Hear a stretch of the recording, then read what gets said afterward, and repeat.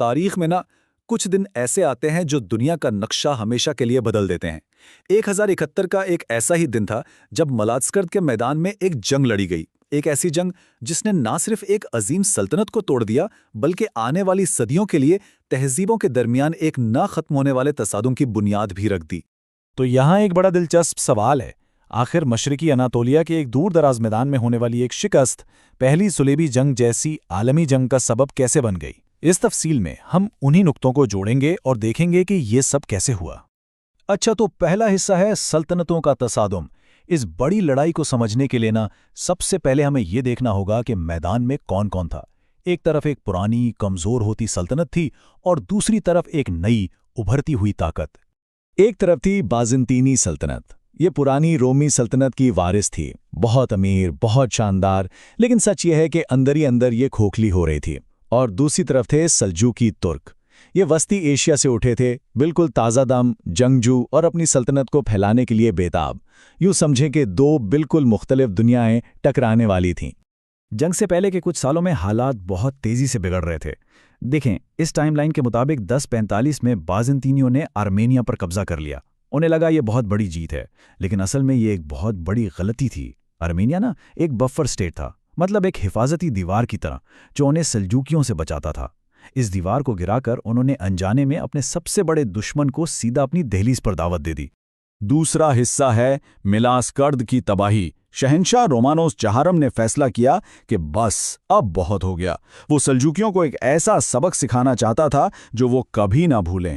وہ ایک بہت بڑی فوج لے کر مشرق کی طرف بڑھا، لیکن فتح کے نشے میں اس نے کچھ ایسی غلطیاں کر دیں جو پوری سلطنت کو بہت مہنگی پڑیں۔ رومانوس کی 3 غلطیاں جان لیوا ثابت ہوئیں۔ پہلی، اس نے اپنی آدھی فوج ایک غیر ضروری کام پر بھیج کر اپنی طاقت کو خود ہی کمزور کر دیا۔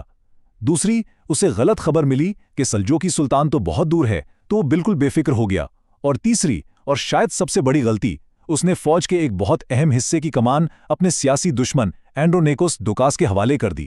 یہ ایک ایسا فیصلہ تھا جس کا انجام غداری کے سوا کچھ نہیں ہو سکتا تھا۔ اب میدان جنگ میں سلجوقی گھڑ سوار بالکل بھوتوں کی طرح لڑ رہے تھے۔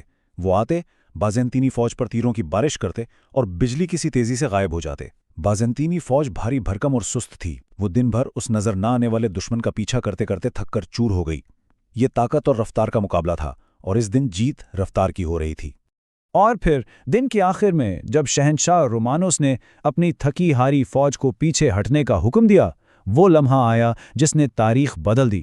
اینڈرونیکس ڈوکاس، جس کی ذمہ داری فوج کے پچھلے حصے کی حفاظت کرنا تھی، اس نے جان بوجھ کر یہ افواہ پھیلا دی کہ شہنشاہ مارا گیا ہے، اور وہ اپنے سپاہیوں کو لے کر میدان سے بھاگ نکلا۔ اس غداری سے بائزنٹینی فوج میں ایسی بھگدڑ مچی کہ سلجوکیوں نے انہیں چاروں طرف سے گھیر کر تباہ کر دیا۔ یہ صرف ایک فوجی شکست نہیں تھی، یہ پیٹھ میں خنجر گھونپنے کے برابر تھا۔ تیسرا حصہ، ایک سلطنت اپنے ہی خلاف۔ ملازکرد میں جو ہوا وہ بہت برا تھا، لیکن اصل تباہی تو ابھی شروع ہونی تھی۔ جنگ کے بعد بازنطینی سلطنت میں وہی کیا جو کمزور سلطنتیں کرتی ہیں، وہ اپنے ہی خلاف ہو گئی۔ یہ بڑی حیران کن بات ہے۔ جیتنے والے سلطان الپرسلان نے قیدی شہنشاہ کے ساتھ بہت عزت و مہربانی سے پیش آیا۔ اس نے نہ کوئی زمین مانگی، نہ کوئی ذلت آمیز شرط رکھی، بلکہ وہی امن معاہدہ پیش کیا جو جنگ سے پہلے کر رہا تھا۔ رومانوس کو ایک پل کے لیے لگا کہ شاید وہ اپنی سلطنت بچا لے گا۔ اسے یہ نہیں معلوم تھا کہ اس کا اصل دشمن سلطان نہیں بلکہ قسطنطنیہ میں بیٹھے اس کے اپنے لوگ ہیں۔ اور یہاں تاریخ کا سب سے تلخ مذاق دیکھیں، جس شہنشاہ کو اس کے دشمن نے عزت سے رہا کر دیا، اسی کو اس کے اپنے سیاسی حریفوں نے تخت سے اتارا، بے رحمی سے اندھا کیا اور مرنے کے لیے چھوڑ دیا۔ رومانوس کی کہانی ہمیں یہ بتاتی ہے کہ کبھی کبھی باہر کے دشمن سے زیادہ خطرناک گھر کا دشمن ہوتا ہے۔ رومانوس کی موت کے بعد سلطنت ایک بھیانک خانہ جنگی کی لپیٹ میں آ گئی۔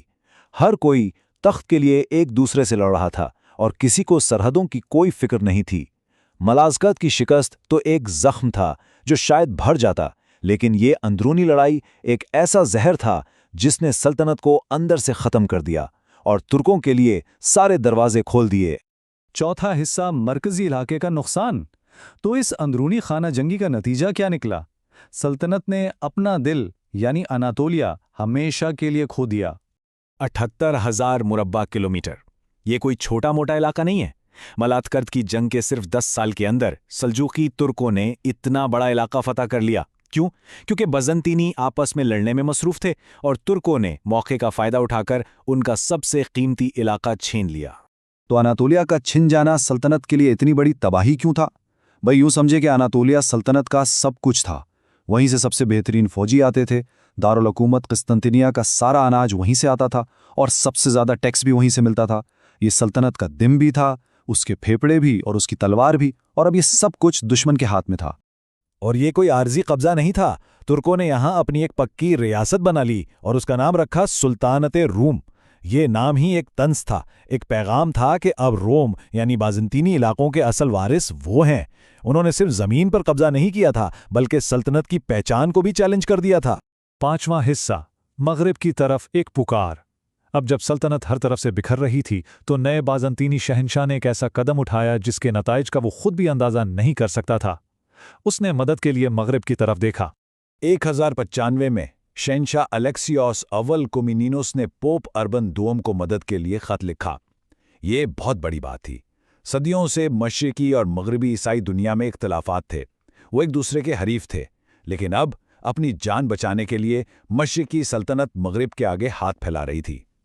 शहंशाह अलेक्सियस को तो बस चंद हजार किराए के फौजी चाहिए थे, लेकिन पोप अर्बन दोम के इरादे कुछ और ही थे। उसने इस मदद की अपील को एक बहुत बड़ी आलमी तहरीक में बदल दिया। उसने सिर्फ सल्तनत को बचाने की बात नहीं की, बल्कि पूरे यूरोप के ईसाइयों को यरूशलेम आज़ाद कराने के लिए एक मुकद्दस जंग यानी सलीबी जंग पर इकट्ठा कर लिया।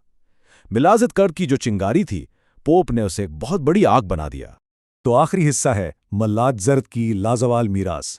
1000 साल गुजरने के बाद हम इस एक जंग को कैसे देखते हैं, इसकी कहानी वक्त के साथ कैसे बदली है और ये आज भी इतनी अहम क्यों है। देखिए, मिलाद कर्द की कोई एक कहानी नहीं है। मगरबी तारीखदानों के लिए ये वो मोहलक ज़र्ब थी जिसने सलीबी जंगों को जन्म दिया। तुर्कों के लिए ये एक कौमी फ़ख्र का लम्हा है, अनातोलिया में उनके वतन की बुनियाद, और इस्लामी दुनिया की नज़र में ये ईसाई और मुस्लिम दुनिया की सदियों पुरानी कशमकश का एक बहुत अहम बाब है। एक ही वाक़या, लेकिन 3 बिल्कुल अलग अलग हकीकतें। मशहूर तारीखदान स्टीवन रिंसमन के ये अल्फाज बाज़ंतीनियों के दिल की आवाज़ को बेहतरीन तरीके से बताते हैं। उनके लिए मिलाज़गढ़ सिर्फ एक शिकस्त नहीं थी, ये वो खौफनाक दिन था, एक ऐसी कौमी तबाही जिसका गम उन्हें सदियों तक सताता रहा। ये उनकी तारीख का सबसे स्याह बाब था। तो सवाल ये पैदा होता है कि क्या तारीख वाकई कभी ख़त्म होती है? मिलाज़ कर्द की गूंज आज भी सुनाई देती है, चाहे वो तुर्की की सियासत हो या मशरिक और मगरिब के ताल्लुकात। एक दिन, एक मैदान और एक शिकस्त ने ऐसी लहरें पैदा की जो 1000 साल बाद भी हमारी दुनिया पर असरअंदाज हो रही हैं। ये उस बात की याद दहानी है कि माजी कभी भी पूरी तरह से माजी नहीं होता।